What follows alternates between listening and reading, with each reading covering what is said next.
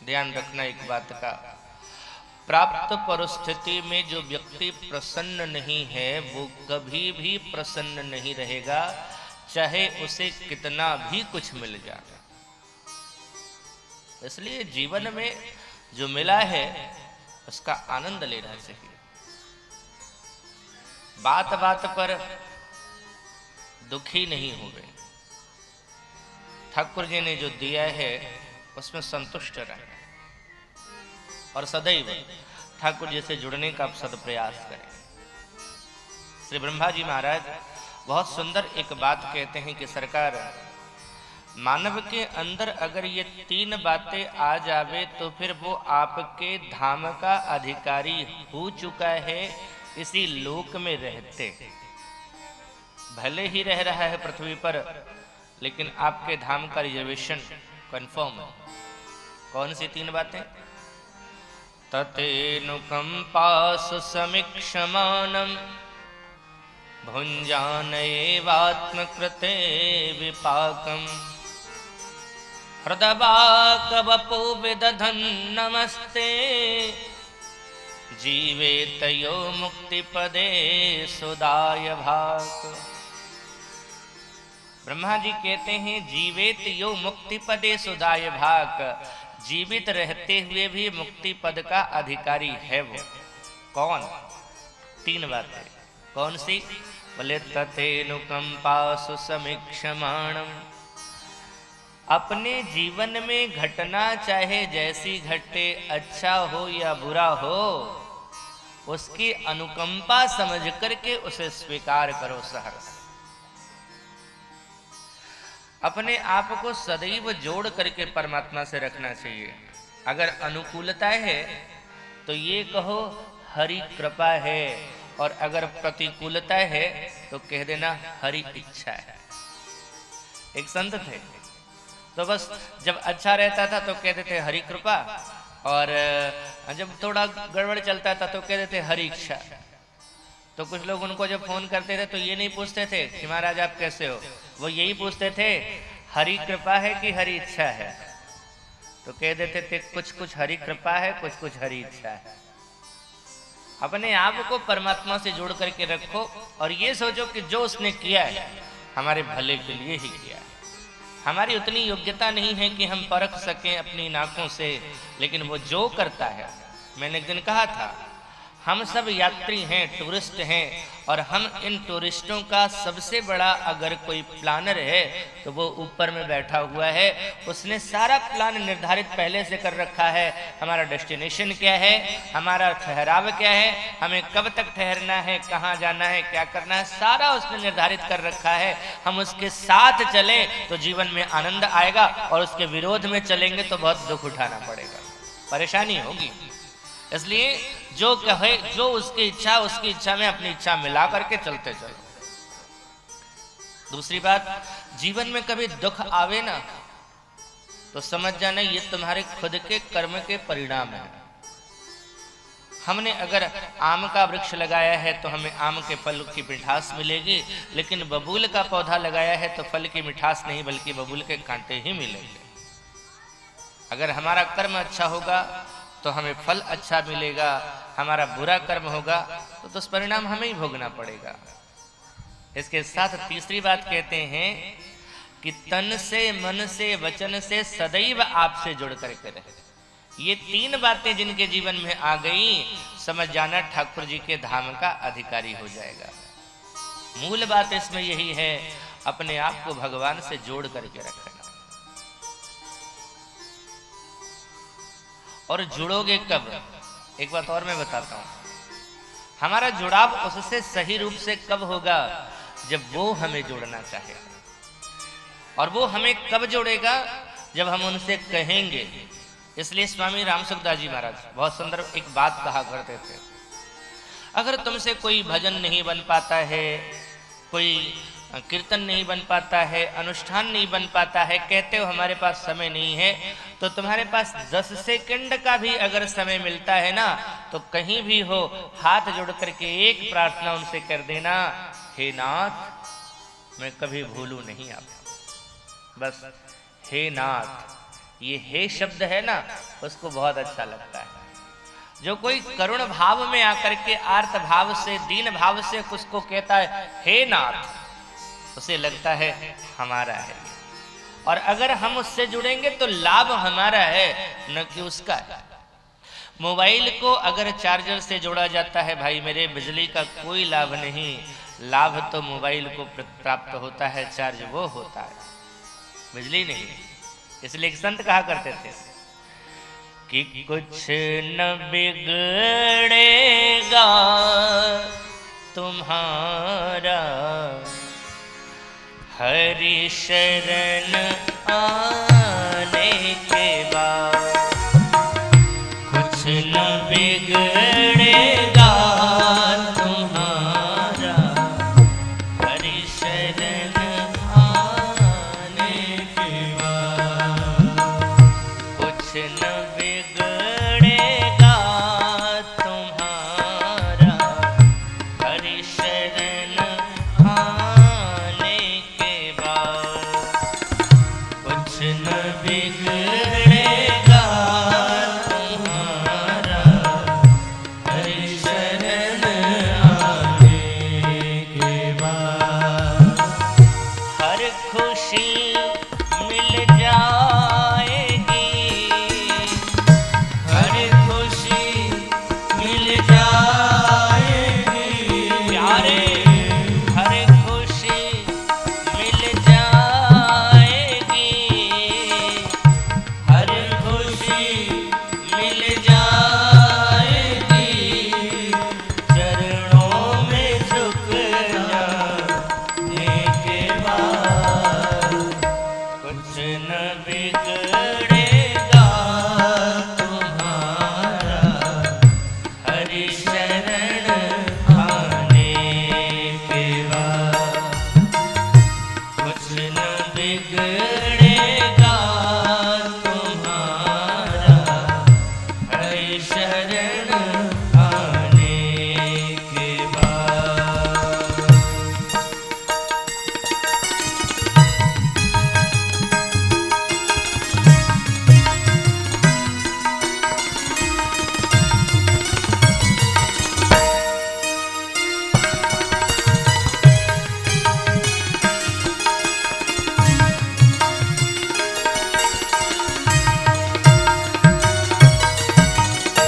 प्रेम के मंजिल के राही कष्ट पाते हैं जरूर, प्रेम के मंजिल के राही कष्ट पाते हैं जरूर। ध्यान रखना, भक्ति की ओर चलोगे ना तो तकलीफ तो होगी, दुख तो होगा भैया। अगर इस कष्ट को सह लिया तो फिर तुम्हारा जीवन ही धन है, लेकिन उससे हट गए तो बेकार है। प्रेम के मंजिल के राही कष्ट पाते हैं जरूर, प्रेम के मंजिल के राही कष्ट पाते हैं जरूर। बीज फलता है सदा, बीज फलता है सदा, मिट्टी में मिल जाने के बाद, बीज फलता है सदा, मिट्टी में मिल जाने के बाद,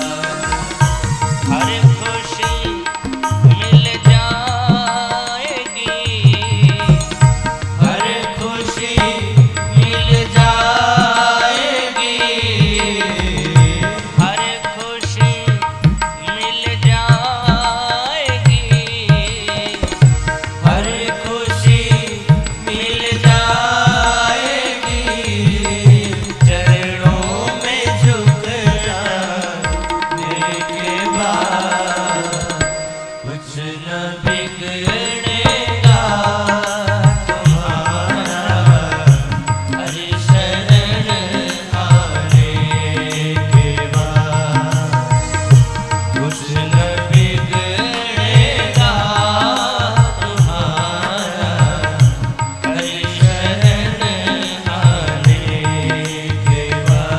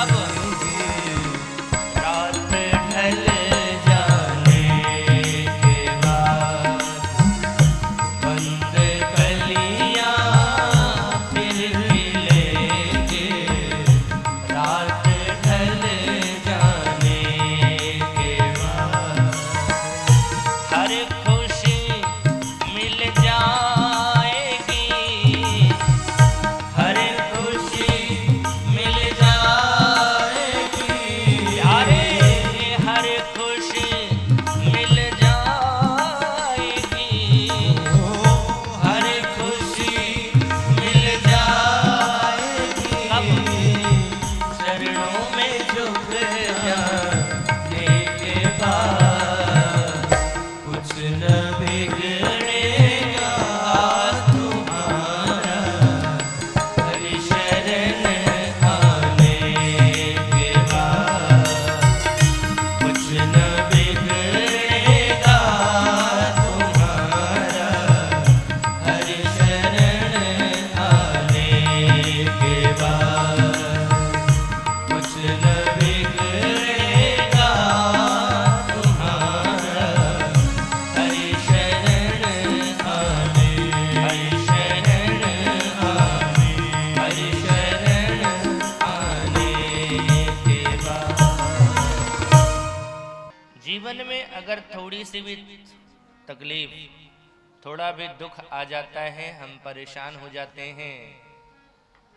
हमने अगर जीवन जिया है ना, तो बस सोचते हैं खुशी पूर्वक जीवन चले।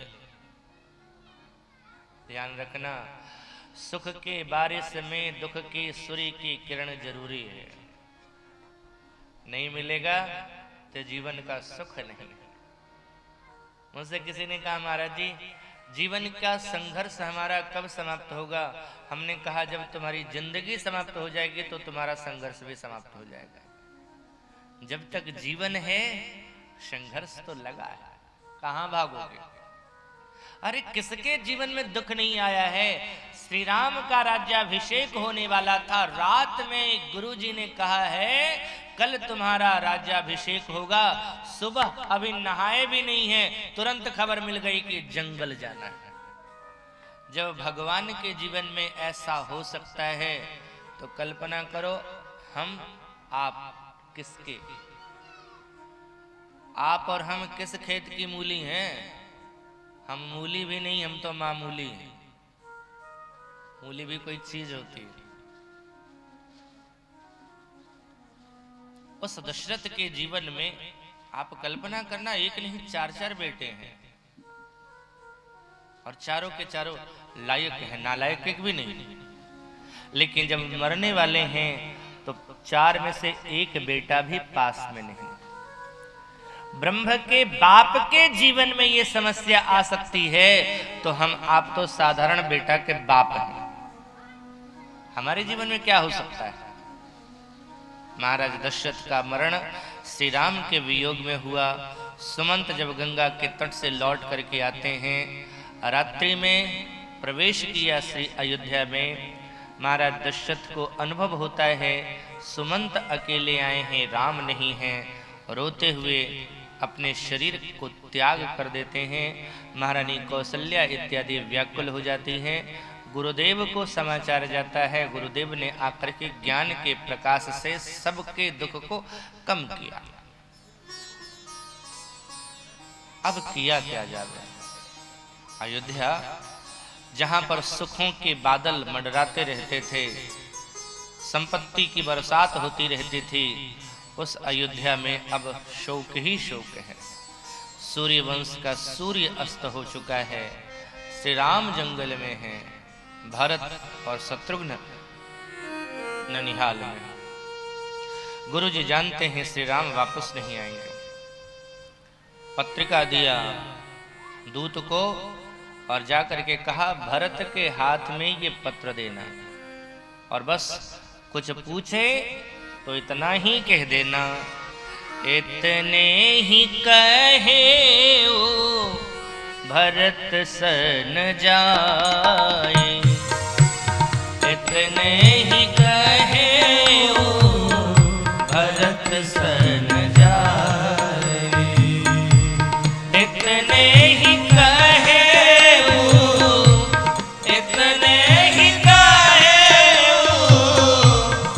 एकले ही कहे भरत सन जाए, गुरु बोलाई पठ ये दो भाई, गुरु बोलाई पठ ये दो भाई। गुरु जी कभी नहीं चाहते हैं कि महाराज दशरथ के मरण का खबर अयोध्या से बाहर जाकर।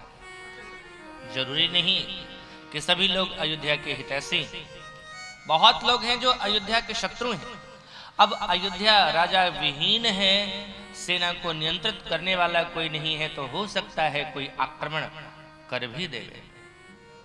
दूसरी बात, कई नरेश को भी पता चलेगा तो भरतलाल के साथ साथ वो भी आ जाएंगे, तो अयोध्या के राजकाज में हस्तक्षेप करना शुरू कर देंगे, जो उचित नहीं। तीसरी बात, लंबी यात्रा है, भारत को अगर पता चलेगा तो यात्रा में तकलीफ हो जाएगी, इसलिए गुरुजी नहीं चाहते हैं कि मरण का खबर पहले पहुंच जावे बाहर। गुरुजी का पत्र पा करके भरत भैया आते हैं अयोध्या, और अयोध्या में जब प्रवेश करते हैं तो अयोध्या की स्थिति बड़ी विचित्र है। आज वो अयोध्या नहीं है जो अयोध्या दिखती थी, आज इस अयोध्या की स्थिति ही अलग है। भरतलाल जी ने कहा शत्रुघ्न से, शत्रुघ्न देख लो अयोध्या को, कंज कुम्हलात अरु भ्रमर भहरात, गौए डकरात बिलखात हाट बाट है, भागे दूर दूर मयूर वन बाटिका से। अयोध्या की स्थिति ठीक नहीं, कमल भी खिला हुआ नहीं है, भौरे मडरा मडरा करके गिर रहे हैं, गाय डकार मार रही है, अयोध्या का राजध्वज झुका हुआ है, वेद विहित पाठ है, न विप्रन के ठाट है, और देखो शत्रुसूदन सुने सरयू के घाट है। अयोध्या में ऊंची ऊंची अट्टालिकाओं पर ब्राह्मण वेद ध्वनि किया करते थे, लेकिन आज वो वेद ध्वनि भी नहीं। गलियां सुनी हैं, बाजार खाली है, सरयू का तट भी सुना सुना लग रहा है। और ऐसे में जब श्री भरत भैया ने प्रवेश किया है अयोध्या में, और कैकेयी के महल की ओर जब बढ़े भरतलाल जी, तो अयोध्या वासियों के अंदर कानाफूसी शुरू हो गई। ये नहीं कि अयोध्यावासी निश्चिंत थे, अयोध्यावासियों को लग रहा था कि ऐसी घटना जो घटी है, कुछ जो थे, अयोध्या का एक समाज ऐसा भी था जो कहता था इतनी बड़ी घटना घट गई है, श्री राम का वनवास हो गया है, क्या भरत को जानकारी नहीं होगी? वो लोग कहते थे भरत बहुत चतुर है, ननिहाल से रह करके सारा नियंत्रण कर रहा है, उसकी कोई बदनामी न होवे, प्रजा विद्रोह न कर बैठे उसके प्रति, इसलिए वो ननिहाल से ही ऐसा कार्य करवा रहा है। तो जो एक समाज था वो कान बंद कर लेता था, कहता था भैया ऐसी बात मत कहो, ये संभव नहीं है। चंद्रमा से विष के, चंद्रमा से अमृत के जगह विष चू जावे ये संभव है, पानी को रगड़ देने से घी निकल जावे ये संभव है, बालू को रगड़ देने से तेल निकल जावे ये संभव है, लेकिन भरत राम के विपरीत चलेंगे ये असंभव है। ऐसा मत कहो, अगर कहोगे ऐसा तो तुम्हारे सारे सुकृत चले जाएंगे।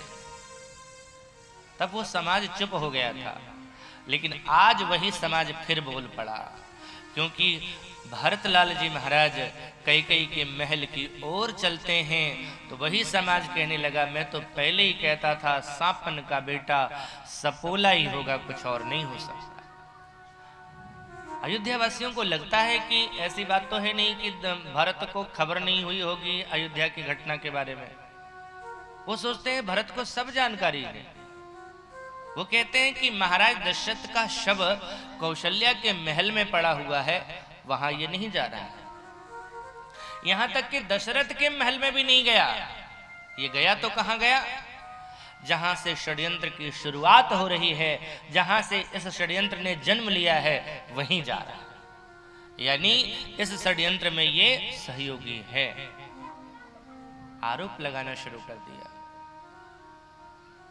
अब कैकेयी मैया ने जैसे, अच्छा आपके मन में भी ये प्रश्न आता होगा कि भरत भैया श्री राम के महल में नहीं गए, दशरथ के महल में नहीं गए, कौशल्या के महल में नहीं गए, कैकेयी के महल में गए, क्यों? क्योंकि भरतलाल जी महाराज जानते हैं कि भगवान श्री राघवेंद्र अधिकतर कैकेयी मैया के पास में ही रहा करते थे, और जब कैकेयी के पास रहते थे तो महाराज दशरथ वहां रहते थे, कौशल्या रहती थी, फिर पूरा राज परिवार ही वहां रहता था।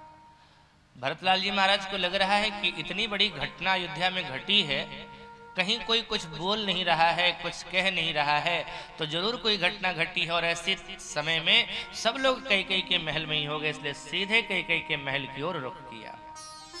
एक भाव और है, गुरु जी ने पत्र में ही लिख दिया था कि कैकेयी के महल में ही आना। क्यों? क्योंकि गुरु जी जानते हैं कि जब भरत जानेगा इस बात को कि श्री राम का वनगमन हुआ है और उसे राजा बनाया जा रहा है, तो उसकी क्या प्रतिक्रिया होगी, वो माँ को क्या कह सकता है। गुरु जी को ये अनुभव है, शिष्य हैं भरत भैया ना, तो गुरु जी शिष्य के स्वभाव को समझ रहे हैं।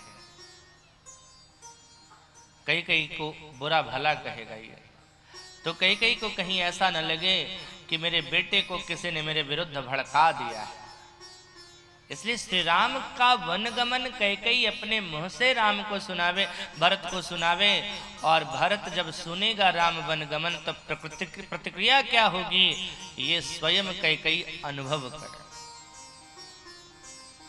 अतः कैकेयी के महल की ओर भरत भैया जब चल पड़े, कैकेयी ने सुना कि आ रहा है मेरा बेटा भरत, आ रहा है, आरती सजा करके चल पड़ी। एक बात ध्यान रखना, यहां पर जो भी कैकेयी कर रही है ना, ये कैकेयी मैया का स्वभाव नहीं। कैकेयी तो वो है जो राम से बहुत ज्यादा प्रेम करती है। ये तो जितना भी उसने किया है, जितना भी उन्होंने किया है, पद्म पुराण के अनुसार श्री राम के सौगंध के माध्यम से करवाया जा रहा है। राम ने कहा है, श्री राम ने सौगंध दी है, इसलिए ऐसा कर रही है वो। लेकिन आप कहोगे कि ये आरती वगैरह, एक तो देवताओं की माया और दूसरी मंथरा। अभी जो भी कैकेयी कर रही है, ये मंथरा जैसी गुरु मिली हुई है, इसलिए उसने शिक्षा दिया है, अतः कर रही है। ध्यान रखना, सत्संग करोगे सुधार आएगा, लेकिन बहुत देर लगेगा सुधरने में। लेकिन कुसंग जो है ना, बुरा संग है ना, वो जल्दी बिगाड़ेगा।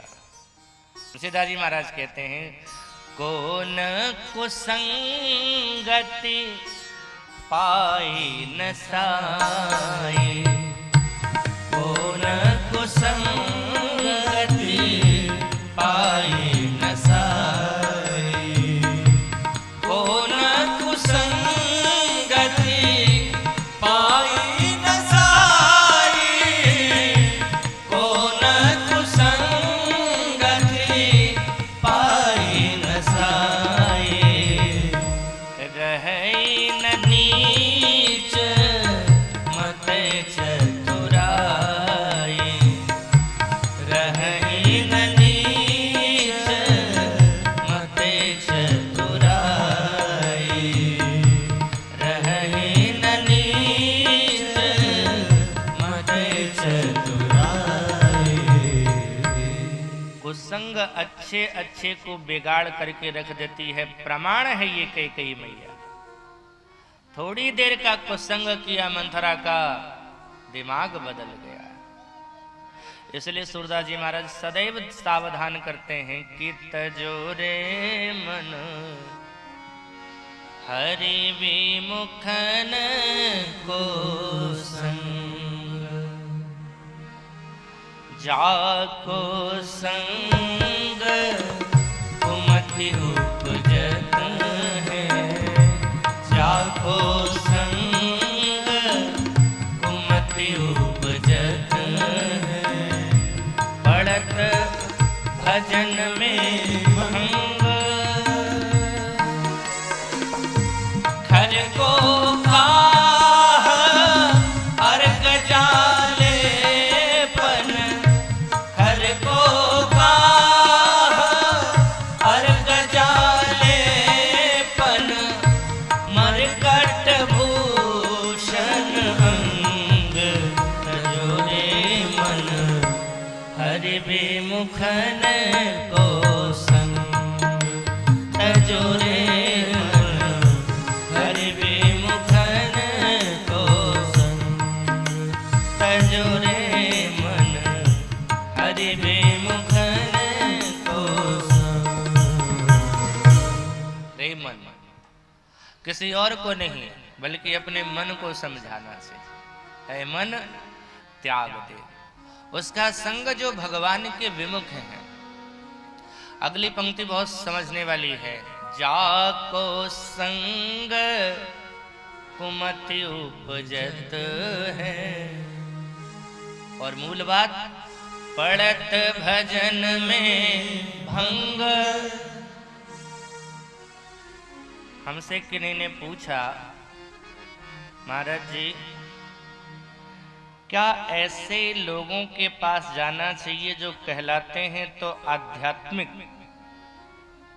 धार्मिक हैं, अच्छी अच्छी बातें भी बताते हैं, ज्ञान का उपदेश भी देते हैं, लेकिन भगवान की पूजा करने के लिए मना करते हैं, ज्ञान तो बड़ा अच्छा अच्छा देते हैं, ऐसे लोगों के पास जाना चाहिए? यही कुसंग है। भले ही कितना भी बड़ा ज्ञान की बात बता रहा हो, लेकिन अगर तुम्हारे ठाकुर का भजन करने में बाधा बन रहा हो, अगर बाधक बन करके कोई बात कर रहा है, यही संग कुसंग है। वो भले ही अच्छा वेश धारण करके आए हैं, धर्म का रूप धारण करके आए हैं, लेकिन वो कुसंगी लोग जो भगवत भजन करने में रोकते हैं। अब मैं नाम नहीं लूंगा, आजकल तो कुकुर मुत्ते जैसे धर्म निकल रहे हैं नए नए, उतना कुकुर मुत्ता भी नहीं निकलेगा जितना नया नया धर्म निकलता है। मूल धर्म यही है, सवै पुंसाम परो धर्मो यतो भक्तिर अधुक्षजै, अहेतुक्य प्रतिहता ययात्मा संप्रसीदति। सभी धर्मों का जड़ मूल धर्म परम धर्म यही है, अपने आप को भगवान के श्री चरणों में जोड़ देना। काहे का ज्ञान, काहे का और व्यवहार। वो ज्ञान किस काम का जो हमें भगवान से अलग ले जावे।